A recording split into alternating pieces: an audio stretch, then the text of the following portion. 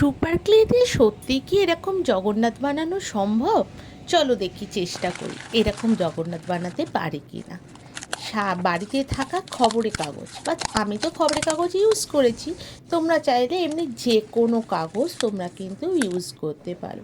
প্রথমে বানালাম বডি, তারপরে বানালাম জগন্নাথের মুখ, তারপরে এই যে দেখছো এটা বানাচ্ছি রোলভাবে জগন্নাথের দুটো হাত। প্রতিটা অংশই কিন্তু কাগজ দিয়ে প্রথমে বানিয়ে নিলাম, যেহেতু অতটা ক্লে আমরা ব্যবহার করব না।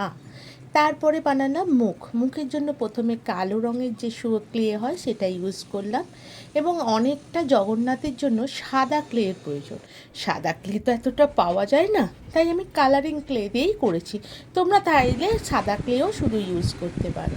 তারপরে আমি কি করেছি, কালারিং ক্লেগুলো জাস্ট অ্যাক্রিলিক সাদা কালার দিয়ে কভার করে দিয়েছি। আর চোখ মুখ প্রতিটা কিন্তু প্রথমে ড্র করেছি, আগে দেখো ভালো করে।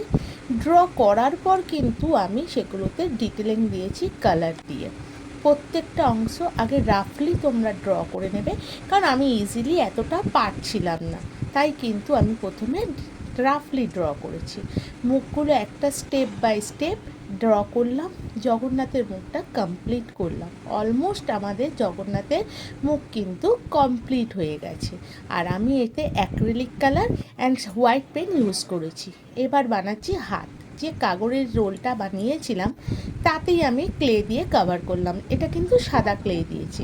অ্যান্ড সামনের যে বর্ডারগুলো দেখছো প্রতিটা কিন্তু আমি অ্যাক্রিলিক কালার দিয়েছি। এবার নেক্সট কি করছি, বডিটার জন্য সেম আমরা আগে কাগজের রোল বানিয়ে নিয়েছিলাম, আর সেটাকে কিন্তু ওপরে ক্লে দিয়ে কভার করলাম।